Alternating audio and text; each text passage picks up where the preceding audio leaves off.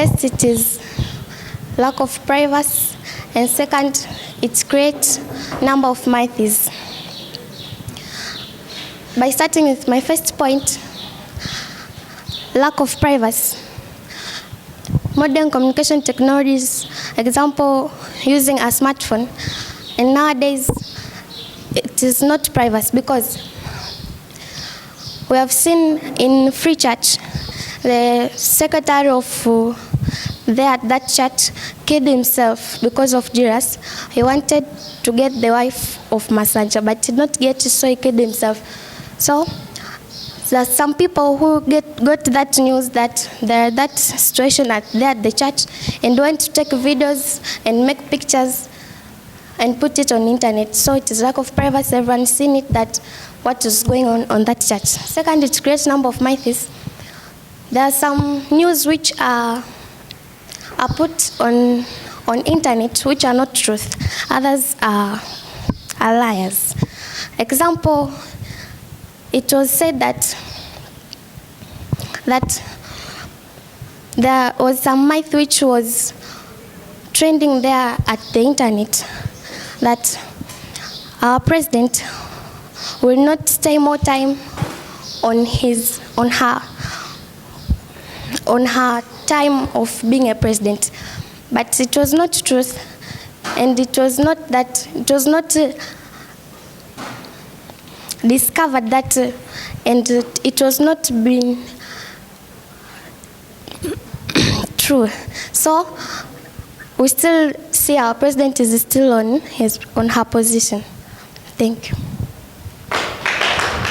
You said that modern communication technology lead to creation of myth. Myth are stories which have been told that explaining past events. So how does modern communication technology be the reasons of formation of past historical informations? It was past. At that time, it was past when the news were coming out. When we say the term myth, in other name we can say the hearsays. So the hearsays and the term myth also means the false information which is given to somebody. Are you sure that myth is false information? It is a false information, or in other way we can say are the hearsays. Myth is.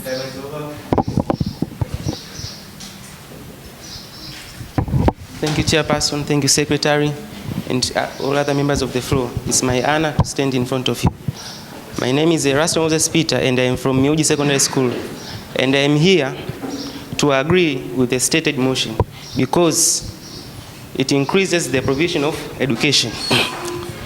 The modern communication technology enables a student and a teacher to connect through long distances. For example, take an example of yourself. If the school time is over and you want to ask a question to the teacher, and he is not there or she is not there, and so we can use different social networks such as WhatsApp or even a message app to ask the teacher the question and receive the answer.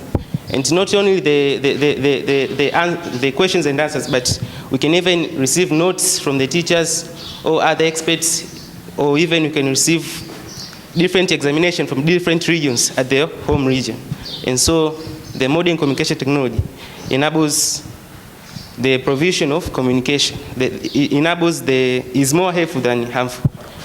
If I may, I'd like to advise different institutions, especially schools, primary and secondary schools, to use this modern communication technology, such as computers and tablets, to study so that it could simplify the process of giving education to the students. Thank you for listening. But we have to know that the 80% of students, they not use phone to get a material or to get a notes. We are the evidence of that.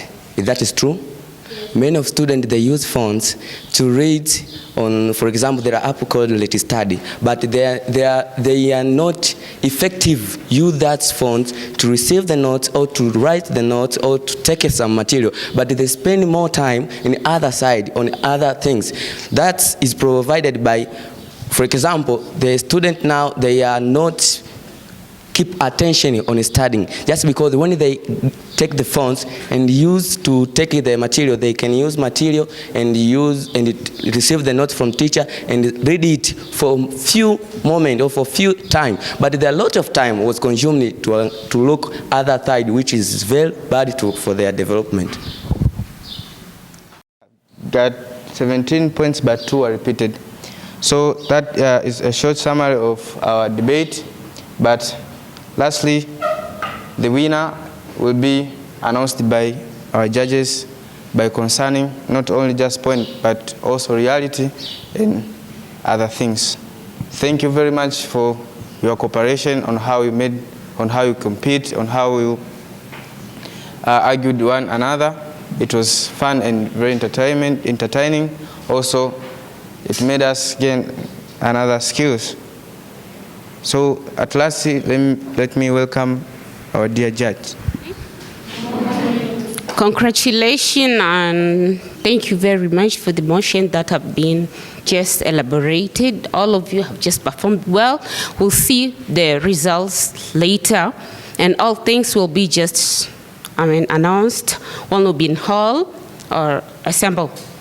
So don't worry, you have tried, and I would like to encourage you to keep on trying as the day goes on in your life. Not only here, every place, everywhere, there will be, you should try, okay? Yes. Thank you so much. Has been mostly pronounced as peoples. In English, yes, we have peoples, but it depends on how it is in that particular sentence. But of course, according to the people of which you are using over here, of course, you are supposed to have person and people, not peoples. A person who does so and so and so, and the people who do so and so and so. So peoples has a lot of, has been mistakenly pronounced. So you have to say people instead of peoples, even if we have peoples in English, of which, as you are moving on, you are going to get how peoples is supposed to be done because of time. But there is another thing which I have seen over here. The word anxiety has been pronounced as ancient. Ancient is another thing. The old things, that is ancient. But it was supposed to be pronounced as anxiety and depression. That is psychological disease. And there is a problem in terms of using third person singular, in terms of when you just compose a sentence into present tense, like it read, in terms of it reads to, it distracts, it shines, it comes, it goes. So it, any third person singular thing, like it, he or she, must take S form in a verb, like it comes, it goes, Asha goes, Asha comes, and whatever that way. I have seen another thing, like some of the debate members, pronounce the word addictive. If you say addictive because it is an adjective, you say addictive thing. Instead you are supposed to say addiction. This is addiction as a noun, but addictive, if you put an adjective, you must have a certain noun in front of it. Addictive what? You see? Subjective what? Subjective what? So you have to have a certain noun. If you put up an adjective, you must have a noun after it. Another thing which I was just looking on, it was, I'm asking this question too. You were directly asking the question to a person as the previous speaker, of course. The way you are supposed to do is like, or to do is like, the question goes, my question goes to the previous speaker. My question goes to the previous speaker. And the one who has to answer that question, it is not necessarily that previous speaker. Anybody from your side can answer that sort of a question. So not necessarily that previous speaker.